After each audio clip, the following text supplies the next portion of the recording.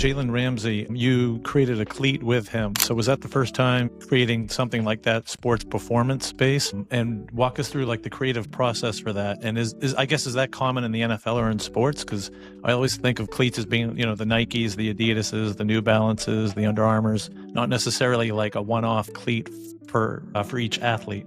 Well, yeah. So to answer the first part of your question, no, this wasn't my first time doing this. I've done performance footwear for elite athletes before. So as I mentioned, Chef, Allen Houston, Jose Bautista, even, if you remember, if you're a baseball fan, the famous backflip after he hit that big home run some years back. He was actually wearing my cleats when he did that.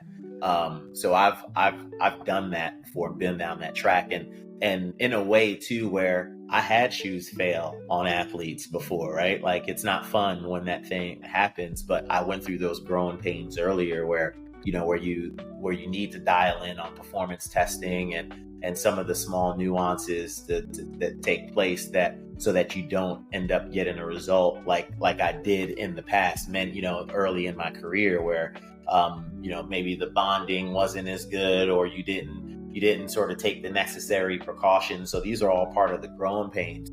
When you fast forward 15 years later or so, and me having the opportunity, having done that over the past, and Jalen Ramsey approaches me with wanting to create his own football cleat from an engine, not only a design perspective, but from an engineering standpoint, I had all the confidence in the world because I've already I did the heavy lifting. I spent the 10,000 hours like doing it with other athletes and had some great moments and some not so great moments. And because of the things that I learned, I feel like it set me up perfectly for that. And just to walk you a little bit through what that process is like, what we do is we start with a 3D scan of the athlete's foot, so that we can capture all the information and data around their foot, and we'll take that 3D scan and transition that into a shoe last. And a shoe last is basically a mold of the foot. There isn't a single shoe on this planet that isn't made without a shoe last.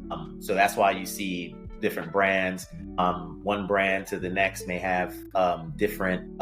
You may wear, one size in one brand and then something different in another. You're like, how is this possible? But because there's no universal sizing when it comes to this. It's sort of a bit of a free-for-all. Everyone kind of does what they want. There's a strategic angle to it as well, so that you stick with one brand because it's going to be consistent to your sizing versus like switching to another. But in this case, when we 3D scan their feet, we're able to capture all the data